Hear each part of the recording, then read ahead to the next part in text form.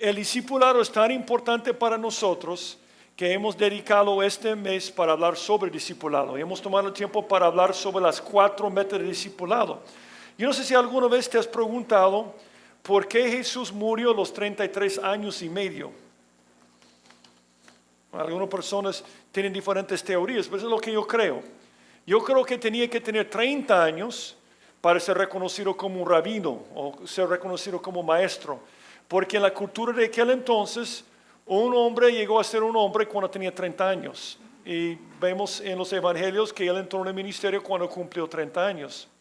Pero creo que pasó 3 años y medio más porque necesitaba este tiempo para preparar a los discípulos para seguir adelante con su misión. Él vino para buscar y salvar lo que se había perdido, pero estaba limitado en su cuerpo. Se fue, envió su espíritu para vivir en los creyentes, para que siguieran con esta misión. Entonces necesitaba este tiempo. Y cuando observas el ministerio de Jesucristo, tú puedes ver que tenía un plan lógico para llevar los discípulos desde el arrepentimiento hasta una visión de ganar el mundo para Él. Y entonces 3 años y medio. También puede ver que tenía diferentes etapas. Y lo que hemos tratado de hacer en nuestra iglesia es seguir esas etapas. La primera etapa llamamos crece, por supuesto. Y esa es la etapa en la cual estamos hablando. Lo que observamos en los evangelios es que Jesús tenía 4 metas para los discípulos. Número 1, cambio de rumbo. Si todavía tienes tu llavero que tiene las 4 metas o has memorizado, ¿verdad? Eso es algo que dimos en Koinonia. Si no estabas en Koinonia, no lo recibiste, pero el llavero dice, porque son nuestras metas, cambio de rumbo, es número 1, ese es arrepentimiento. La segunda meta es convicción del señorío de Cristo. Esto vimos la semana pasada cuando Jesús calmó la tormenta. Él estaba demostrando que era Dios, básicamente. Él hizo tantos milagros y echaba fuera los demonios para demostrar a los discípulos que era Dios. Cuando hablamos de señorío estamos hablando de su deidad. Esta semana vamos a ver comunidad con otros creyentes. Algo que notamos de Jesús es que pasaba todo el tiempo en eventos sociales. Siempre estaba conectando a los discípulos con otras personas, porque él entendía el problema de la soledad. Es interesante que cuando estudias el libro de Génesis y la creación de todo, todos los días Dios dijo, y él lo vio y fue bueno. ¿Te acuerdas que dice eso? Lo vio y fue bueno. No lo dijo el segundo día, pero los otros días sí. Lo vio y fue bueno. Lo vio y fue bueno.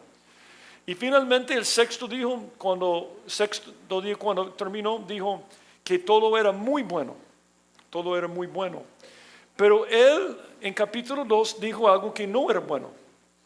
¿Cuándo es la primera vez en la Biblia dice que algo no es bueno? ¿Te acuerdas? Cuando el hombre estaba solo. Y dijo Jehová Dios, no es bueno que el hombre esté solo, le era ayuda idónea para él.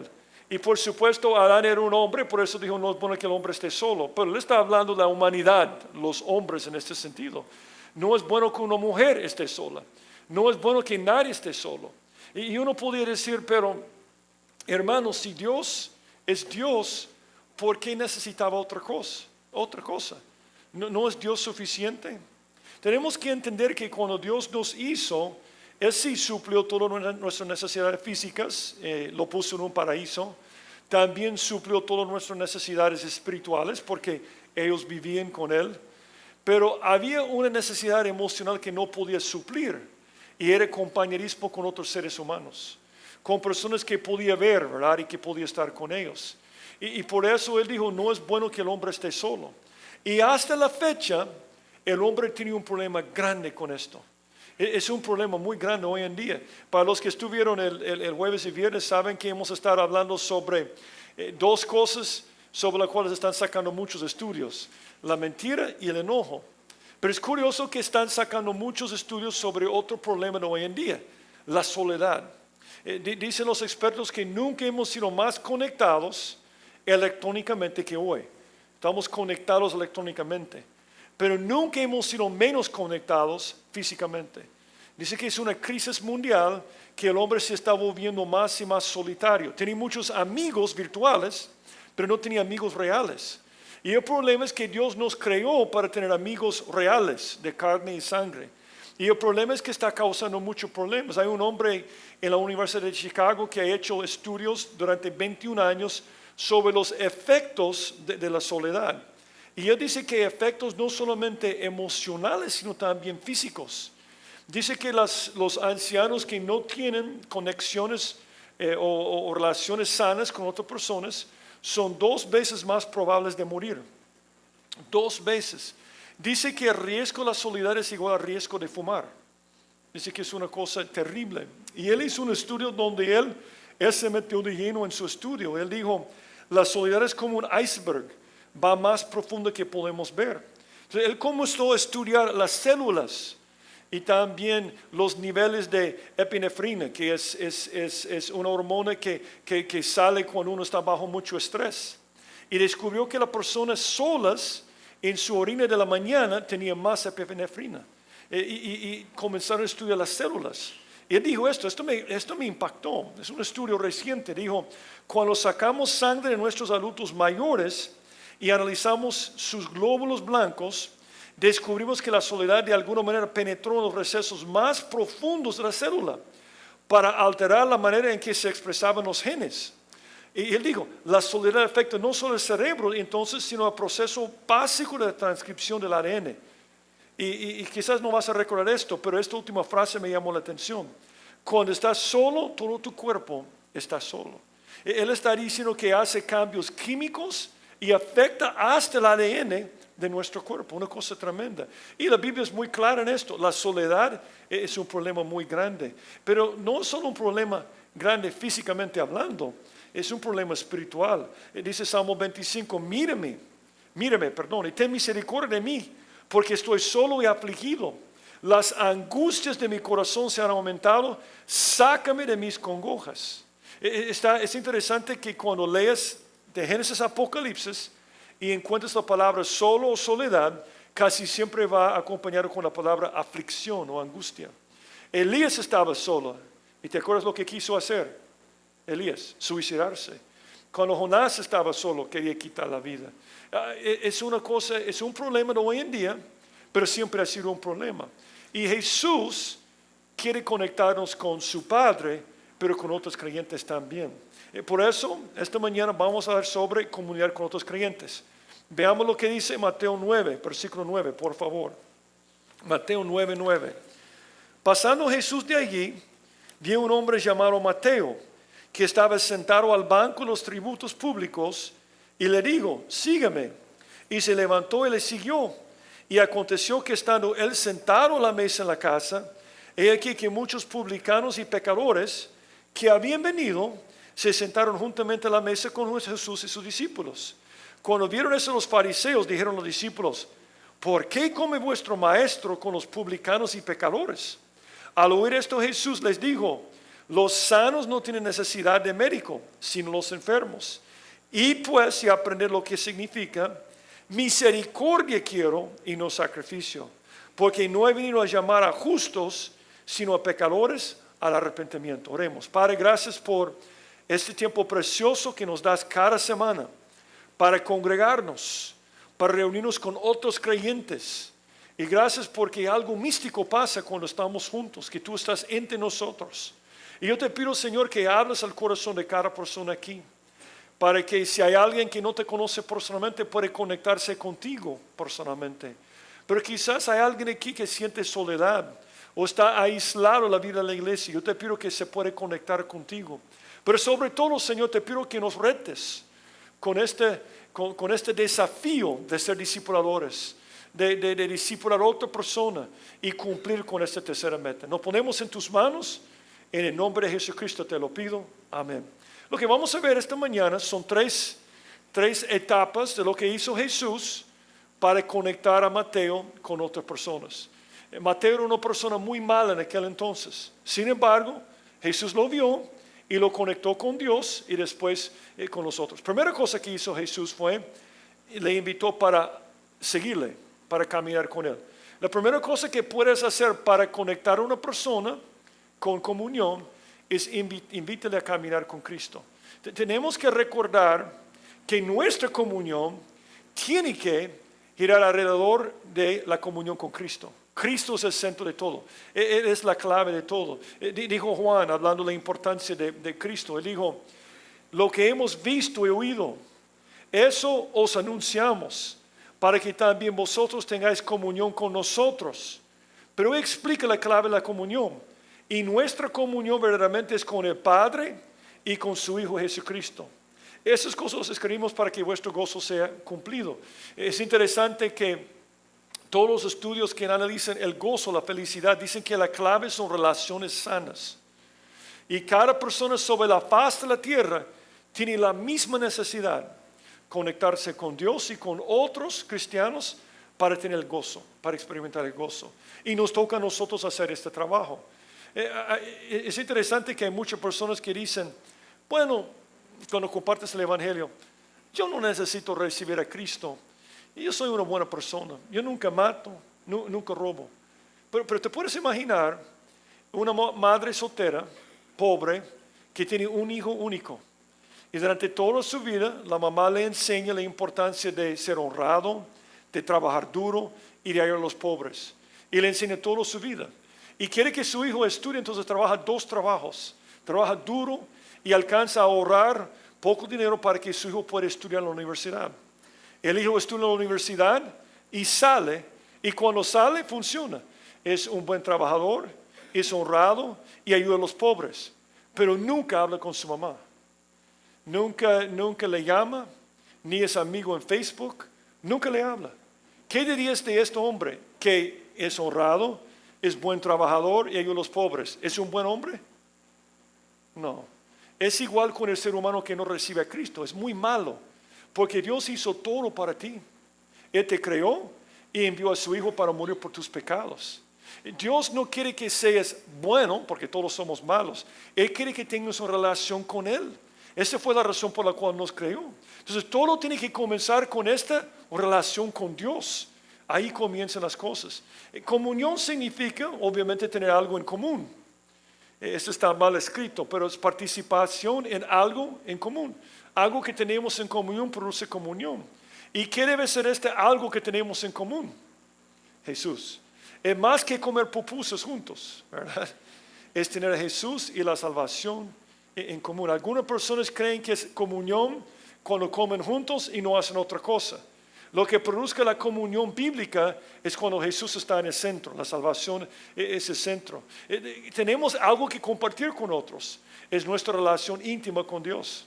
Siempre me impacta este pasaje por lo que dice en medio. Por medio de las cuales nos ha dado preciosas y grandísimas promesas, para que por ellas llegáis a ser participantes de la naturaleza divina. Eso es tremendo. Dios no solamente quiere salvarnos, nos hace participar de su naturaleza. Y hay algo místico que pasa cuando nos congregamos, porque estamos conectados con el mismo cuerpo. Y la gente sin Cristo necesita experimentar esto. Dice, habiendo huido la corrupción que hay en el mundo a causa de la concupiscencia. Ahora veamos lo que está pasando aquí. Número 1, veamos el contexto de su llamamiento. Dice capítulo 9, versículo 9, pasando Jesús de allí. Pasando Jesús de allí. ¿De dónde? Si tú lees capítulo 8, la primera parte del capítulo 9, te das cuenta que estaba en Capernaum. Capernaum era una ciudad cerca del mar de Galilea. Obviamente Jesús había crecido en esta zona y todo el mundo lo conocía. Y Mateo era uno de los publicanos de este lugar. Entonces cuando dice que pasando de allí, él acababa de sanar a un paralítico. ¿Te acuerdas la historia? Un hombre paralítico tenía 4 amigos. Quería llevar a Jesús a la casa, pero había demasiada gente. Entonces subieron al techo, descubrieron el techo, entonces lo hicieron descender delante de Jesús. Y Jesús dijo, tus pecados te son perdonados. Entonces esa es una historia de la persona que busca a Jesús. Pero ¿qué pasa con la persona que por pena o por vergüenza no busca a Jesús? ¿Qué pasa con esta persona? Porque yo creo que Mateo no buscaba a Jesús porque estaba avergonzado por su profesión. Él no buscaba a Jesús. Seguramente Mateo sabía lo que estaba pasando. Por ejemplo, en capítulo 8 dice que en la zona de Capernaum es la historia cuando sanó al leproso. Él había oído esto. O la historia cuando sanó a la suegra de Pedro. O la historia cuando echó fuera los demonios de de los gadarenos. ¿Te acuerdas de esta historia? Y también él había oído la historia de lo que vimos la semana pasada cuando calmó la tempestad. Entonces yo quiero que te pongas en los zapatos de Mateo. Mateo está trabajando en el banco de los tributos con los impuestos, está ahí sentado y él probablemente de los viajeros había oído de este hombre que estaba cumpliendo con las profecías. Ahora, ¿por qué digo las profecías? Porque Mateo obviamente conocía el Antiguo Testamento. Si tú lees el Evangelio según Mateo, ¿sabes cuántas veces cita al Antiguo Testamento? 99 veces. Más veces que todos los otros autores de los Evangelios, Marcos, Lucas y Juan, combinados. O sea, Mateo conocía bien el Antiguo Testamento, oye noticias de una persona que está cumpliendo con las profecías, entonces viene Jesús en este momento. Yo creo, es lo que yo creo, que por pena no lo buscaba, porque era un hombre muy, muy malo. Hablemos de su condición. Dice en versículo 9, pasado Jesús de allí, vio un hombre llamado Mateo que estaba sentado al banco de los tributos públicos. Él era un publicano. Ahora, para nosotros publicano no significa nada, pero los publicanos eran los peores de aquel entonces. Yo encontré este slide que explica algunos detalles muy interesantes. Dice que los publicanos eran judíos que por amor al dinero cobraban los tributos que exigía el Imperio Romano. En otras palabras, tú sabes que Israel estaba bajo el Imperio Romano y ellos querían cobrar impuestos de los judíos. ¿Y saben lo que hacían? No llegaban los romanos. Buscaban judíos traidores a su propia nación que estaban dispuestos a cobrar impuestos. Los otros judíos veían a gente como Mateo como traidores. Eran los peores. ¿Sabe qué era el equivalente? Alguien que llega a tu casa todos los días para cobrar impuestos para dar a Honduras o a México, a otro país. ¿Cómo es esto que mis impuestos van para ayudar a México? A mí no me gusta esto. No tienes alternativa. Eso es lo que hacían. Y dice que a los romanos no les interesaban los métodos que utilizaran para cobrar los impuestos. Los publicanos se aprovechaban y cobraban mucho más de lo justo. Si el impuesto era 0.1%, cobraban 0.2%. Y los romanos lo sabían, porque sabían que iban a ser más motivados a cobrar los impuestos que ellos querían. Entonces ellos eran el equivalente de funcionarios de gobierno que piden mordidas, que exigen mordidas. Ellos son como algunos famosos que están en la cárcel, ¿verdad? Porque robaron el Estado. Ese es Mateo. Mateo cobraba mordidas de la gente. Pero eso es peor. Los publicanos no solamente sacaban sobornos los ricos, extorsionaban a todos los negocios. Era una combinación de funcionarios de gobierno que cobran, que exigen mordidas y mareros que están extorsionando a la gente. ¿Existe una peor combinación? No, eran peores que mareros porque eran mareros más gobernantes corruptos. Una combinación. Una cosa terrible. Entonces, este era Mateo. Su comisión consistía en todo lo que superaba la cantidad estipulada por el imperio. La mayor parte de ellos eran muy ricos y los judíos los consideraban judíos apóstatas. Porque para un buen judío su dinero iba a Dios o al templo, no a otro país. Entonces viene alguien que supuestamente es un hermano de la misma nación y me está cobrando esto.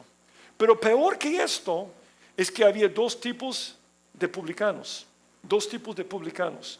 Había un grupo de publicanos que se llamaba el Gabbai. Significa publicano, pero es una palabra obviamente de hebreo, el Gabbai. Y el Gabbai recaudaba los impuestos de propiedad. Si tú tenías una propiedad, pagabas a este tipo de publicano. De encuesto, de censo. Yo puse encuesta, me equivoqué, es de censo. Entonces cuando hacían su censo tenías que pagar un impuesto también. ¿Te acuerdas la historia de José y María? Cuando hizo el censo, tenían que pagar el impuesto de censo y sobre la renta. Entonces, si tú trabajabas, pagabas a ellos. Si tenías terreno, pagabas a ellos. Si respirabas, porque era el censo, ¿verdad? La única forma de salir de esto era morir, tenías que pagarles. Ese es un tipo de publicano. Ellos no se sentaban al banco de los tributos.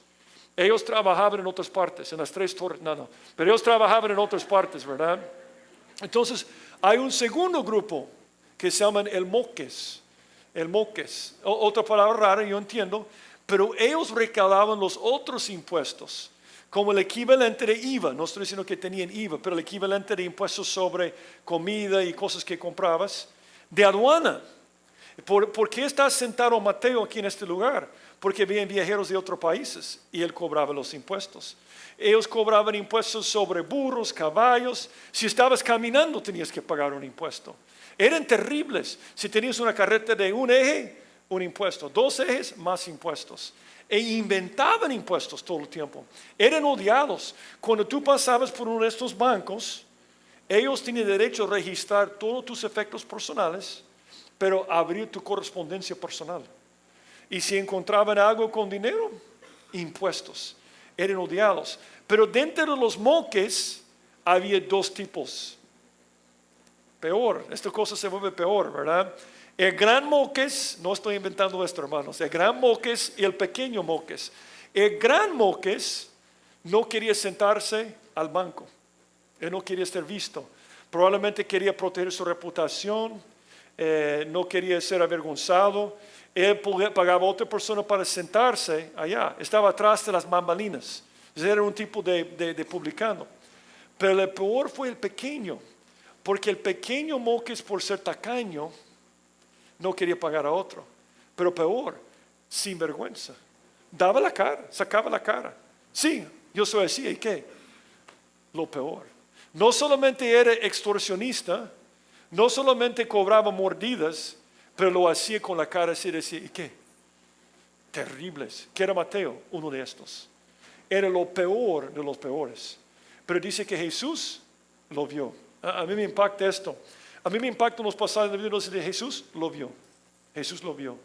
Muchas veces pensamos que somos demasiado malos, entonces nos alejamos de la iglesia. Pero Dios te ve. Dios quiere conectarte con la iglesia. Algunos creyentes cometen algo grave, entonces ya no quieren estar en la iglesia. Pero Jesús te ve. Y Él quiere conectarte en este momento. Dice, pasando Jesús de ayer, vio a un hombre llamado Mateo, que estaba sentado al banco de los tributos públicos y le dijo, sígueme. Y se levantó y le siguió. Fue un cambio increíble. Un cambio increíble. Vimos hace 2 semanas que el arrepentimiento es un cambio de rumbo. Estaba recaudando impuestos, mordidas, extorsionando a la gente y se levanta. Y se levanta y después está siguiendo a Jesucristo. Y cambió completamente. El testimonio de Mateo es increíble. Mateo no solamente era un discípulo de Jesús, pero él fue a la India después, según la historia. Y él predicó el evangelio en la India y muchos se convirtieron. Y él murió a golpes de palos, lo mataron por predicar el evangelio. Pero tremendo lo que pasó. El cambio después del llamamiento. ¿Por qué mencioné esto? Porque en el tiempo de Jesús, unos rabinos, representando a otros rabinos, escribió esas palabras. Él dijo, el arrepentimiento es virtualmente imposible para un pequeño moques. Ellos creían que si había un grupo de personas que no podían arrepentirse, era imposible, eran la gente como Mateo. Pero se convirtió, se arrepintió y su vida cambió completamente. Un problema muchas veces en el discipulado es que no nos gusta discipular a algunos tipos de personas. No, hermano, dame a alguien como yo, que no tiene problemas. Pero eso no funciona. Es increíble cuando tú estudias la historia de la Biblia y la historia del cristianismo. Dios siempre ha hecho un gran impacto con gente mala cuando se convierte. ¿Quién es el hombre más malo del tiempo de la iglesia que se convirtió? Pablo. Y Pablo, todo cambió por Pablo. ¿Te acuerdas cuando Pablo se convirtió, cuando llegó a la iglesia, que dijeron? ¿Se acuerdan de esto, verdad? No queremos a este Pablo. Este es malo, ¿verdad? Él es extorsionista, marero, pandillero, terrorista. No queremos que esté en nuestra iglesia. Y Bernabé dijo, le voy a discipular. Y cambió la historia completamente. Dice de Pablo, palabra fiel y digna de ser recibido por todos, que Cristo Jesús vino al mundo para salvar a los pecadores, de los cuales yo soy ¿qué? El primero. Era malo. Pero por esto fue recibido misericordia, para que Jesucristo mostrase a mí el primero toda su clemencia, para ejemplo de los que habrían de creer en Él para vida eterna. Lo que pasó con la vida de Jesús es que de Pablo, que Dios fue glorificado porque era tan malo y cambió. Yo estoy convencido de algo, una creencia que yo tengo. Yo creo que la conversión de una persona mala y su cambio posterior es tal vez la mejor herramienta evangelística disponible. Nos preocupamos por grandes campañas, por la casa del juicio. Tú sabes que me encantan estas cosas y siempre estamos promoviéndolas. Pero yo he aprendido en mis años de ser creyente y misionero que la mejor herramienta evangelística es una vida cambiada. Cuando la gente observa una vida cambiada, eso atrae a la gente. Y la gente no cambia con solo la conversión, necesita el discipulado. Ahí es donde tú puedes jugar un papel tan importante de agarrar a las personas que nadie quiere agarrar. Y yo voy a decir algo, yo estoy usando este ejemplo para dar un caso extremo. Pero normalmente te va a tocar una persona no como Mateo, obviamente. Pero mi punto es que Jesús, aún con personas así, quería conectarlos con otros. Ahora mire lo que hizo como acto seguido. Versículo 10. Y aconteció que estando él sentado a la mesa en la casa, he aquí que muchos publicanos y pecadores que habían venido se sentaron juntamente a la mesa con Jesús y sus discípulos. Cuando vieron esto, los fariseos dijeron a los discípulos: ¿por qué come vuestro maestro con los publicanos y pecadores? Esta parte me impacta, porque ¿qué está pasando aquí? Se convierte Mateo, se levanta, va a su casa e invita a todos los otros publicanos y pecadores. Pero ¿qué hizo Jesús? Él invitó a sus discípulos también. No era importante solamente conectarse con Jesús, es importante conectarse con su grupo íntimo también. Y yo leí algo hace muchos años, un estudio de por qué la gente se va de las iglesias. Y obviamente muchos se van por pecado, pero dicen que si una persona nueva no encuentra 6 amigos en los primeros 6 meses, se va. Normalmente se va. O sea, muchas personas vienen y dicen: yo vengo porque me gusta escuchar la enseñanza. Pero si no encuentras amigos, un círculo de otros amigos, es probable que te vas a ir eventualmente. Es importante conectar a la gente no solo con Jesús, sino también con otros creyentes. Ellos necesitan de esto. Hay una cosa tan importante. Por eso el segundo principio que nos enseña Jesús: inclúyele en tu comunión con otros creyentes. Es lo que está haciendo Jesús. Te puedes imaginar una familia de 5, están sentados en la mesa y de repente llega el papá a la mesa, es la hora de cena, y dice: papá, fíjate que yo veo que la asistencia ha bajado aquí en la mesa. Los números han bajado bastante. Entonces dice el hermano: sí es cierto, fíjate como que hace falta alguien, ¿verdad? Y dice la hermana: claro que sí, ¿no ves el plato vacío? Juancito no está aquí, Juancito no ha venido. Y la mamá dice: es cierto, fíjate que no ha venido durante 3 semanas. A saber por qué no ha venido. Quizás es este virus que anda por ahí, esta influenza. O quizás tiene una visita de alguien en los Estados Unidos. Yo no sé por qué no ha venido en 3 semanas, pero yo sé algo, no es nuestro asunto. Qué ridículo, ¿verdad? Es un ejemplo ridículo. Nunca pasaría esto. Pero ¿sabes que la Biblia dice que tu familia espiritual es un vínculo más fuerte que tu familia terrenal? Y nosotros en la iglesia, alguien deje de llegar y una visita de Canadá, una enfermedad, probablemente no era creyente. Cuando no nos damos cuenta que son creyentes, que son parte de nuestra familia, la Biblia hace que ya no sois extranjeros ni advenedizos, sino conciudadanos de los santos. ¿Y qué dice? Miembros de la familia de Dios. Por eso decimos hermano. Yo creo que algunas personas dicen que decimos hermano porque no conocemos el nombre de la persona. Hola hermano, hermana. ¿Y qué realmente estoy diciendo? Hola hermano, porque yo no conozco tu nombre. Pero voy a decir hermano porque estás aquí en la iglesia. A saber si eres creyente, pero voy a decir hermano porque ese título. Pero hermano significa algo muy profundo. Y yo voy a decir algo. Nosotros somos una familia que vamos a pasar la eternidad juntos. Si alguien te cae mal, quizás va a vivir la parte tuya en la eternidad. Dios tiene un sentido de humor. Pero nosotros somos parte de la misma familia. Y cuando alguien hace falta, debe afectarnos, porque es un hermano. Es ridículo que una mamá dice: a saber dónde está Juancito después de 3 semanas. Pero hacemos la mismísima cosa con otros miembros de nuestra familia. Nota una cosa curiosa aquí. No comieron en la casa de Jesús. ¿A cuál casa fueron? Nos dice Lucas. Y Leví le hizo gran banquete en su casa. Y había mucha compañía de publicanos y otros que estaban en la mesa con ellos. Es interesante que Jesús Nunca invitaba a la gente a su casa. ¿Por qué? ¿Por qué? Porque no tenía una casa. Dijo Jesús, las zorras tienen guaridas y las aves de los cielos nidos, mas el Hijo del Hombre no tiene donde recostar la cabeza. Jesús no tiene una casa, pero Jesús estaba en la casa todo el tiempo. Y a mí me gusta lo que dice Zaqueo, porque él invitó a sí mismo a la casa de Zaqueo. Dice, cuando Jesús llegó a aquel lugar, vino un árbol, dice, mirando hacia arriba le vio y le dijo, Zaqueo, date prisa, desciende, porque hoy es necesario que pose yo en tu casa. ¿Por qué hacía Jesús? ¿Era metido? No. Jesús hacía esto porque la cultura era como la cultura que hace muchos años. Cuando yo vine aquí, la cultura de tu casa es mi casa. Ahora hay una pluma con seguridad, hay un portón, hay un muro con botellas quebradas ahí arriba y dice, mi casa no es tu casa, para nada, ¿verdad? Y yo entiendo por qué, vivimos en días inseguros. A mí me da risa que el tío de mi esposa, él vivió en Perú durante varios años y cuando venimos a El Salvador, él dijo, San Salvador, qué ciudad más bonita. Yo me acuerdo, porque él pasó San Salvador en los 60.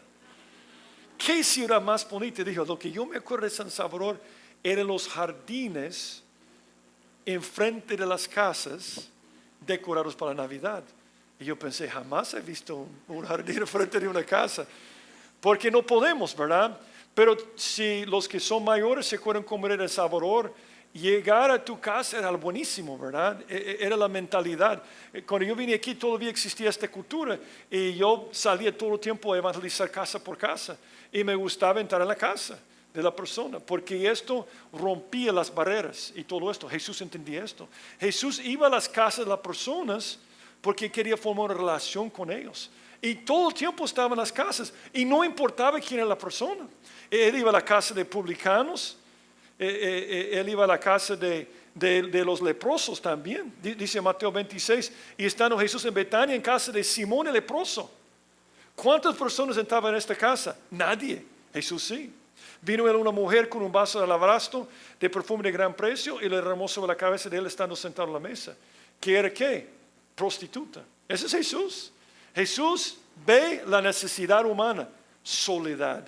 Y Él quiere conectar a cada persona, no importa qué tan mala sea, con Jesús, con Dios y con otros también. Y por eso cuando los demás observaban a Jesucristo, dice, vino el hombre que come y bebe y dicen, he aquí un hombre comilón y bebedor de vino, amigo de publicanos y de pecadores, pero la sabiduría es justificada por sus hijos.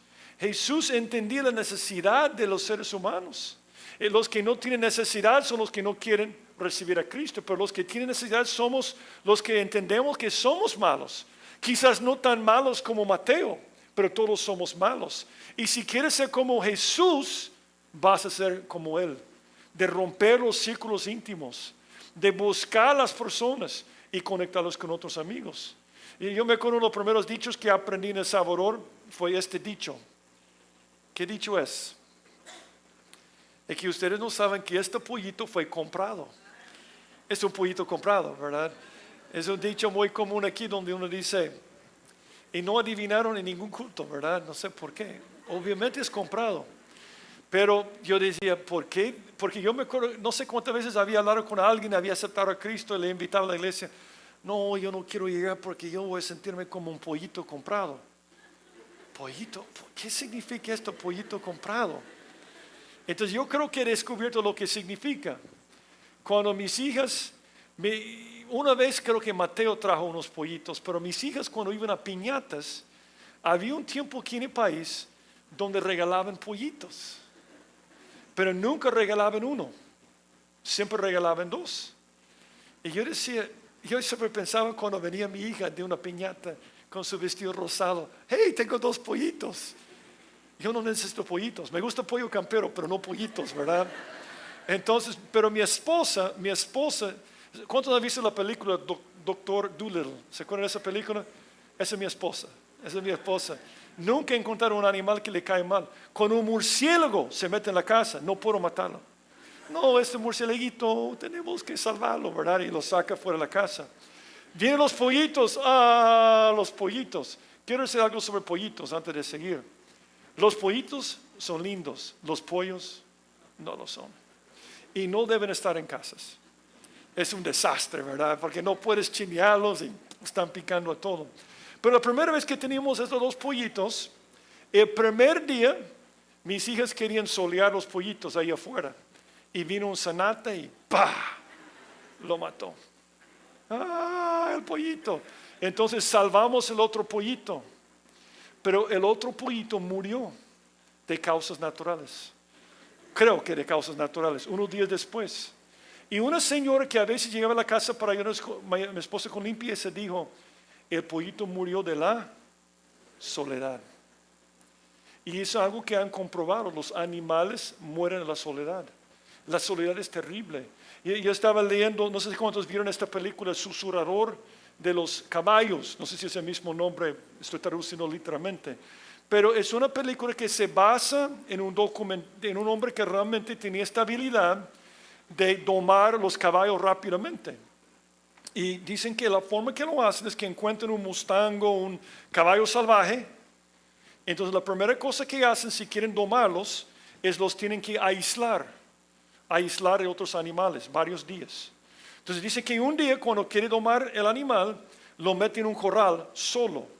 Y el hombre se mete en el mismo corral, pero tiene que estar por la cerca porque están bufando, están pegando la tierra con sus pies, o sea, están así y quieren matarlo, ¿verdad? Entonces, al principio tiene que estar lejos por la cerca y nunca hacer contacto de ojos, nunca. No puede hacer contacto de ojos. Voy a usar una palabra salvadoreña, una frase, tiene que hacerse el loco, así como, ajá, no te veo, no te veo. Entonces, está así. Todo hablando en serio, es cómo funciona. Está ahí cerca de la cerca. ¿Y sabe lo que hace el caballo? Se le acerca poco a poco. Pero nunca contacto de ojos. Siempre no lo veo, no te conozco, te ignoro. Y se le acerca. Y eventualmente el caballo está a la par. Y eventualmente toca el caballo. Sin contacto de ojos. Y eventualmente lo monta y a lo malo el caballo. Y le preguntaron por qué. Y él dijo esto, me impactó. Porque un caballo prefería morir que estar solo. Y cuando ve a otra persona, aunque sea un enemigo, es capaz de hacerse amigo de un enemigo. Porque prefería morir que estar solo. Yo pensé en esto, ¿cuántos creyentes por la soledad se alejan de la iglesia y porque preferían morir que estar solo se hacen amigos de los enemigos del mundo? No sé si me explico. Igual este caballo. Y tú puedes encontrarse con pollitos, con caballos, con seres humanos, con todo, porque Dios nos hizo para ser animales sociales, para estar con otras personas. ¿Y cuántas personas hacen? Yo te voy a decir algo sobre la amistad. La amistad es la mejor arma después del Espíritu Santo para defenderte en contra de los enemigos que siempre tenemos. Dice la Biblia, en todo tiempo ama el amigo, no el hermano, el amigo sí. Y es como un hermano en tiempo de ¿qué? Soledad, angustia, soledad, angustia. Y yo voy a decir algo, cuando estás pasando por un tiempo difícil, después de Dios, ¿qué es la cosa más valiosa? ¿Un hermano? No, un amigo que es hermano. ¿Ves la diferencia? Una persona que te escucha. ¿Sabe quién era un hombre muy solitario? Salomón tenía 1000 mujeres, era un hombre solitario. Él tenía más dinero que cualquier otra persona. Era el hombre más inteligente. Pero él escribió un capítulo casi entero sobre la amistad. Y él dijo, mi problema es que no tengo amigos. Y él habló de la aflicción de no tener amigos. Y él explicó cómo la amistad nos puede beneficiar en Eclesiastés capítulo 4. Número 1, él dijo que la amistad con otros nos ayuda a combatir la carne. Él dijo lo siguiente, porque si cayeren dos personas, el uno levantará a su compañero, pero ay del solo, que cuando cayere no habrá segundo que lo levante. Nota que dice que cuando cayeren los dos. ¿Por qué dice cayeren? Porque si tienes un amigo de verdad cristiano, es un yugo. Muchas veces leemos 2 Corintios 6:14, no os unáis en yugo desigual. Está hablando de matrimonio. Sí, está hablando de matrimonio, pero está hablando de amistades, de sociedades, de muchas cosas. Entonces, cuando tienes un amigo íntimo, es como estar en el mismo yugo. Yo me acuerdo una vez que yo iba para el Sulután en la calle Litoral y venía un carro en la dirección opuesta y salió por la orilla de la calle y casi pegó una carreta con 2 bueyes. Y no puedo sacar la imagen de un buey cayendo. Bueno, un buey no cae, cayó uno y el otro cayó con el primero, porque estaban enyugados en el mismo yugo. Pero cuando se levantaron, ¿cómo se levantaron? Apoyándose el uno en el otro. Porque si cayeran, porque si tienes un amigo íntimo, cristiano, y estás enfrentando el pecado, le afecta a él o a ella también. Y cuando estás pasando por este proceso, te puede ayudar para levantarte. Caer, la Biblia siempre habla de pecado. Caer en pecado en cada momento. Dice en Gálatas, hermanos, si alguno fuera sorprendido alguna falta, vosotros que sois espiritual, restaurarlo con espíritu de mansedumbre. Está diciendo que si tú eres espiritual, vas a ayudar a otras personas. Si eres carnal, no te interesa todo esto. Pero eso está hablando de personas espirituales que quieren hacerlo. Vosotros que sois espirituales, restaurarlo con espíritu de mansedumbre, considerándote a ti mismo, no sé que tú también seas tentado. Y nota lo que dice: sobrellevad los unos las cargas de los otros y cumplir así la ley de Cristo. Un amigo cristiano, un grupo de amigos cristianos te ayuda para pelear en contra de la carne. Porque si no tienes amigos íntimos, no te van a decir cuando estás haciendo algo indebido. No te van a decir algo cuando vas en el camino incorrecto. Pero si tienes amigos cristianos íntimos, te van a decir, mira, cuidado con esto, porque saben que hay amor entre ellos. Segundo, el mundo. En la Biblia hay un cuadro grande que está en la Biblia, que cuando una persona está yéndose para el mundo, dice que se está calentando con el mundo. Porque nosotros buscamos el calor humano aquí, el calor cristiano. Somos como brasas o carbones en un fuego. Si tú tomas este carbón y lo aíslas, se apaga, estamos de acuerdo, pero cuando está con otros, cuando un creyente se aleja de la iglesia, de repente se enfría. Pero preferiría morir que estar solo. Entonces, ¿qué hace? Busca otra comunión con otros. Eso es lo que pasa. Entonces dice Salomón, te ayuda un amigo para pelear contra el mundo. También si 2 durmieron juntos, se calentarán mutuamente, más ¿cómo se calentará uno solo? Eso no está hablando de una pareja, de un matrimonio. Está hablando de 2 viajeros que cuando viajaban en tiempo antiguo, cuando se quedaba en un lugar, por el frío muchas veces dormían en la misma cama. Nadie indebido, con ropa puesta. Y este calor podían compartir los 2. Y el problema con muchas personas, bueno, Pedro, ¿te acuerdas de Pedro? Pedro se alejó de los otros discípulos y Jesús dijo, me vas a negar 3 veces, no te voy a negar. Pero miren lo que hizo Pedro. Y Pedro le siguió de lejos hasta dentro del patio del sumo sacerdote. Y estaba sentado con los alguaciles. ¿Qué estaba haciendo? Calentándose al fuego. Pedro cayó porque dejó el calor de los discípulos por la crisis de Jesús. Y él buscó el calor en el mundo. Y buenos amigos nos pueden ayudar para experimentar el calor cristiano. Es interesante porque en el caso de Pedro fue su culpa. Porque a veces tú vas a ser amigo de un cristiano y se va a alejar. Es su decisión, como en el caso de Pedro. Pero nota lo que hizo Jesús después. Jesús resucitó, apareció a Pedro y otros discípulos, pero no hicieron nada. Una semana después hizo la misma cosa, no hicieron nada. Finalmente Pedro fue a pescar en el mar de Galilea con algunos discípulos. Y Jesús dijo, echa la red por este lado y sacó 153 peces. Y es interesante que Jesús, aunque Pedro no quería servirle, no quería calentarse con él, dice que Jesús estaba a la orilla del mar. Y dice, al descender a tierra vieron brasas puestas, calor, el calor con Jesús. Y un pez encima de ellas y pan. Jesús les dijo, traed de los peces que acabáis de pescar. Subió Simón Pedro y sacó la red a tierra. Y si tú lees este pasaje, acto seguido dice, ¿me amas? Apacentar a mis ovejas. ¿Se acuerdan de esto, verdad? Entonces es porque Pedro tenía que experimentar el calor con ellos de nuevo.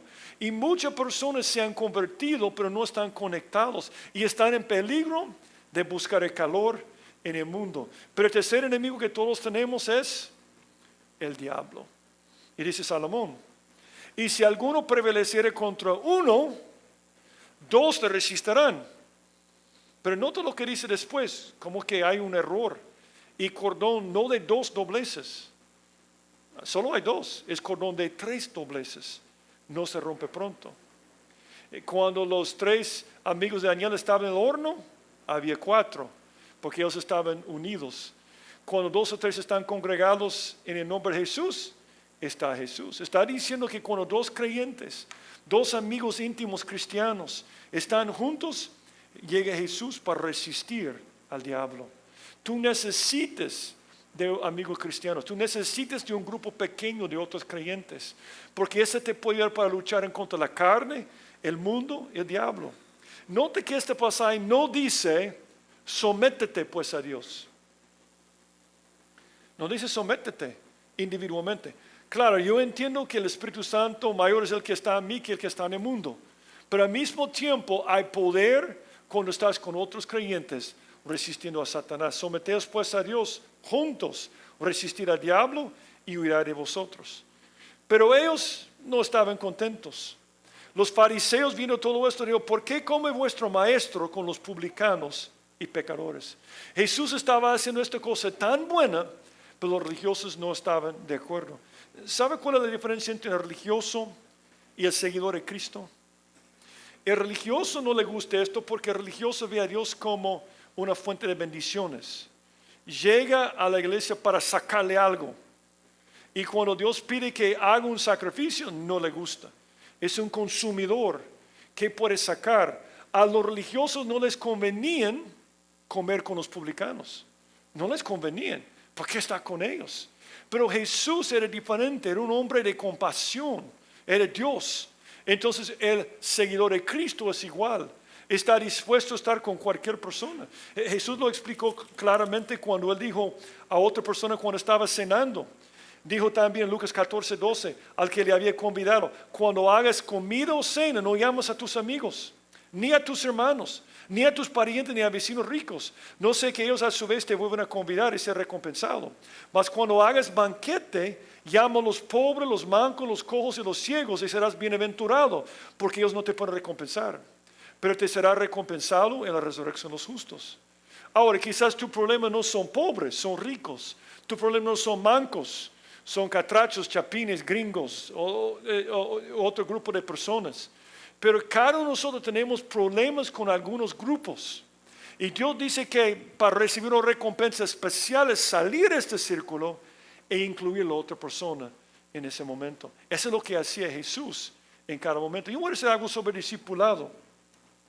El discipulado es difícil porque tú comienzas a discipular con una persona, inviertes dinero, tiempo,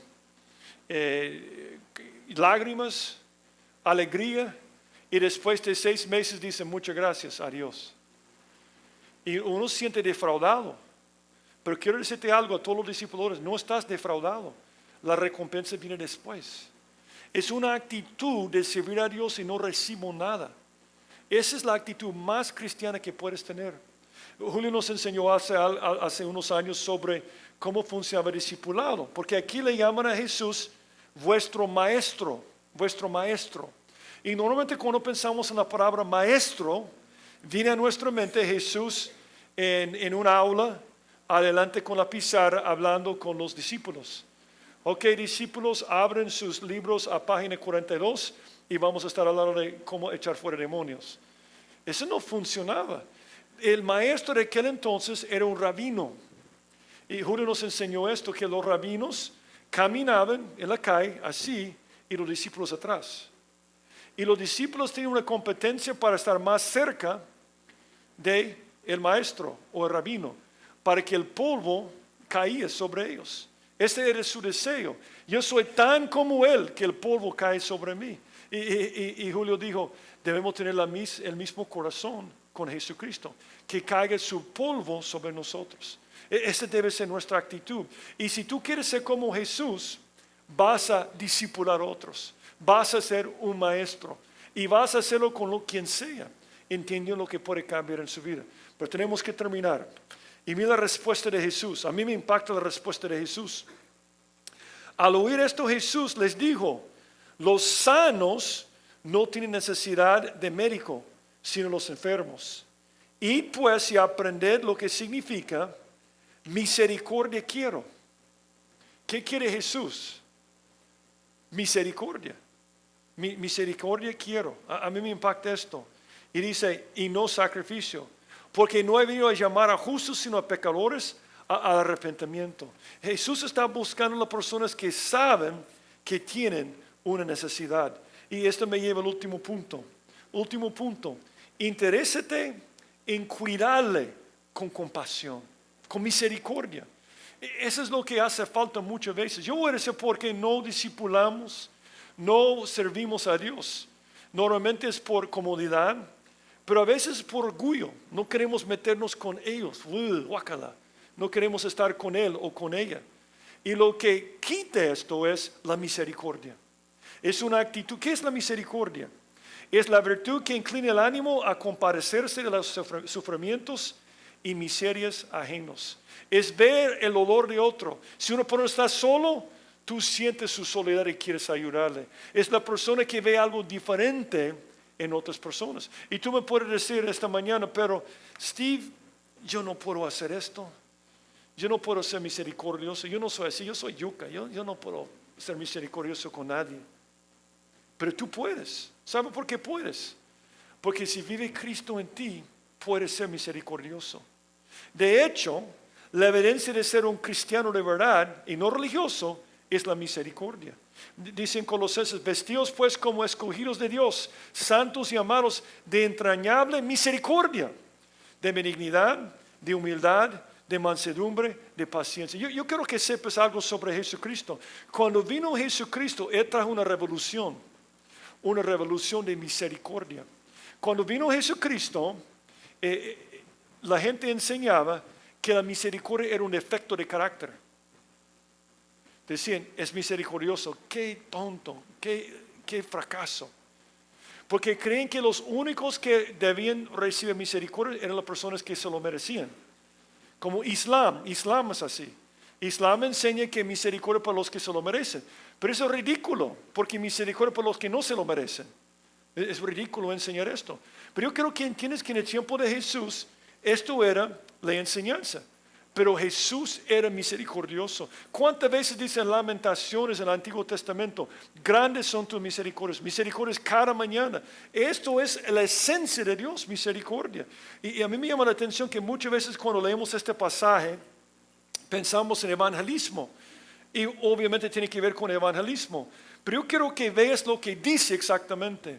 Y a ver las multitudes, tuvo compasión de ellas. ¿Por qué tuvo compasión de la gente? ¿Por qué sentía misericordia? Porque estaban solos. La soledad. Desamparados y dispersos como ovejas que no tienen pastor. Entonces dijo a sus discípulos, a la verdad la mies es mucho más, los obreros pocos, hay muy pocas personas que tienen misericordia. Por eso está diciendo en este momento la cena. Yo quiero misericordia. Ese es un seguidor de Cristo. Yo no quiero más religiosos, estamos llenos de religiosos. Pero cuando no hay misericordia, no hay cambio. La sociedad no puede cambiar para nada. Y Jesús dio este ejemplo a otras personas. Yo te voy a decir algo. Es terrible estar separado de Dios. Pero es terrible para muchas personas después de convertirse en no tener un grupo de personas. Y la cosa más cristiana que puedes hacer es la misericordia. Yo te voy a decir una historia muy personal. Cuando falleció mi mamá, yo tenía 14 años, vivía en Nueva York. Mi papá vino a la guerra de Vietnam y le trasladaron a California. Ir de Nueva York a California es como ir de aquí a Chile. Hablan español, pero es otra cultura. Es otra gente completamente diferente. Y fue una crisis para mí porque ya no tenía mi mamá. Y yo era un niño de mamá. Yo no tenía mi mamá. Y llegamos a California. Y el día que tenía que ir a mis clases era en febrero. El año secular había comenzado en septiembre. ¿Por qué era una crisis? Porque todos tienen sus amigos. Y yo me levanto y dice mi papá típicamente, ahí está la parada, andate a la parada y te van a llevar a la escuela. Ok. Entonces voy a la escuela, el primer día, nadie me habló, pero lo terrible fue el tiempo del almuerzo. Porque voy al tiempo del almuerzo, estoy sentado y nadie me habló. Oh, son jóvenes, ¿verdad? Así son los jóvenes. Entonces, el día siguiente no entré en la cafetería y pasé el resto del año escolar antes de la hora del almuerzo caminando, porque yo decía, yo no quiero esta experiencia. Después nos cambiamos de colegios y un joven se hizo amigo inmediatamente. Pero lo mejor que él hizo es que me incluyó con su grupo de amigos y me ganó para Cristo. Era ateo antes, pero cuando un joven salió de su círculo y me incluyó, por eso yo soy salvo en este momento. Y a mí me impacta que yo no entiendo muchas veces cómo uno puede convertirse y no querer servir a Cristo, no querer discipular, no querer mostrar misericordia a otras personas. Yo no entiendo esto. Gálatas 6:10, así que según tengamos oportunidad, hagamos bien a todos, y mayormente los de la familia de la fe. Dice en Hebreos, y de hacer bien el ayuno mutuo no os olvidéis, porque de tales sacrificios se agrada a Dios. Yo termino con algo que a mí me impacta la historia. Cuando Cristo nació, yo les dije que para los romanos misericordia era para fracasos, losers, ¿verdad? Como dicen algunos. Esto era ser alguien de misericordia, misericordioso, qué tonto. Pero Jesús vino con esta revolución. Y lo más tremendo es que en el tiempo de los romanos, oye esto por favor, porque estamos volviendo a este tiempo ahora. La misericordia está muriendo en el mundo ahora. Pero antes, los romanos, cuando nació un hijo con defectos físicos, lo abandonaban en la calle. Y cuando sus papás ya no podían trabajar y portar para la casa, los abandonaban en la calle. Entonces, en el tiempo del Imperio Romano, del tiempo de Jesús, eso es lo que tú veías por todos lados. Los cristianos eran diferentes. Cuando sus hijos nacían con defectos físicos, los criaban con mucha compasión. Cuando sus papás ya no podían trabajar, honra a tu papá, ¿verdad? Lo que dice la Biblia. Entonces ellos sostenían a sus papás. Pero lo más tremendo y lo que cambió el Imperio Romano es que ellos salieron recogiendo a los ancianos y niños abandonados. Y estoy hablando de un grupo de personas que no eran tan inteligentes, no tenían dinero, no tenían tecnología, no tenían nada, menos una cosa, la misericordia de Dios. Y esta misericordia, este amor impactó el Imperio Romano. Y en el año 317 el emperador hizo el imperio cristiano. Porque este avivamiento de amor manifestaron misericordia, no podían detener. Y yo quiero proponer que lo que necesitamos ahora en El Salvador, más misericordia. Y yo creo que tienes que contestar esta pregunta. ¿Eres tú religioso o un seguidor de Cristo? Si eres religioso, estás bienvenido a nuestra iglesia. Sigue llegando solo para escuchar. Qué bendición tenerte aquí. Pero quieres ser un seguidor de Cristo y ser como Él, yo te animo a que vayas a Kiosco de Crece y que digas, necesito ser discipulado, o yo quiero discipular si has sido discipulado. Porque tenemos una urgencia. No es bueno que el hombre esté solo. Y muchos están haciendo locuras. Y hay mucho sufrimiento hoy en día. Dios quiere usarte en esta área. Oremos. César, por favor.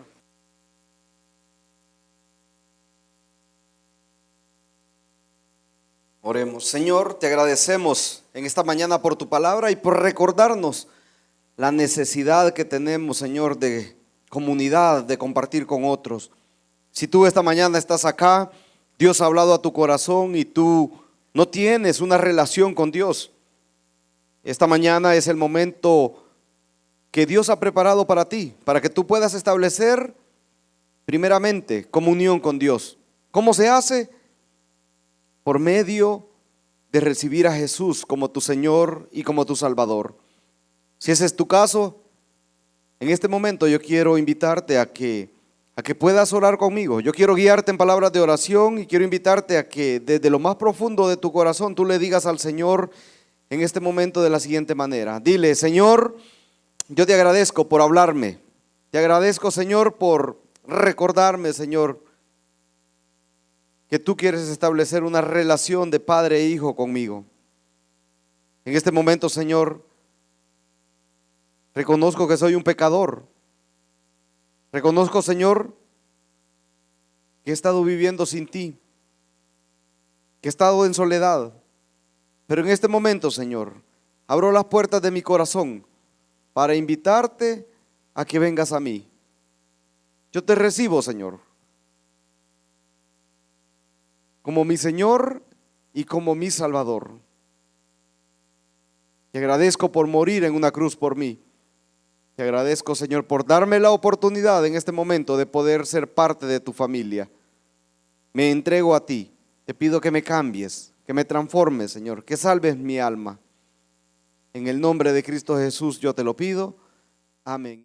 Si después de lo que has escuchado durante la última hora estás dispuesto a entregarle tu corazón a Jesucristo, estás listo para abandonar lo que has sido hasta este momento y le dices al Señor, aquí está mi vida, yo quiero la vida plena, yo quiero la vida completa que tú tienes para mí y quiero la salvación al morir. Entonces, entrégale tu corazón a Él y hazlo por medio de una oración. Así que, ¿por qué no oramos? Bueno, y tú puedes repetir esta oración conmigo. Vamos a orar y repite estas palabras al Señor si quieres recibir a Jesucristo. Oremos. Padre, gracias por tu amor y gracias por tu salvación. En este momento me doy cuenta que soy pecador y que no puedo salvarme a mí mismo. Me arrepiento de todos mis pecados y te abro la puerta de mi corazón. Entra, Jesús, sálvame, cámbiame, pues yo me entrego a ti. Gracias por oír mi oración y gracias por salvarme. En el nombre de Jesucristo te lo pido. Amén. Si te gustó el mensaje, queremos aprovechar para invitarte a nuestra iglesia. Aquí puedes aprender más acerca de Dios, más acerca de los planes que tiene para ti también. Así que ven a la iglesia donde puedes aprender más acerca de la Biblia. Será para nosotros un placer recibirte en el campus Miralvalle, en Crown Plaza, en Lourdes o en Apopa. Y si vienes porque has visto una de estos videos, y yo te pido que te presentes con nosotros, que nos busques a cualquiera de los dos al final de los cultos y con mucho gusto te vamos a recibir. Que Dios te bendiga.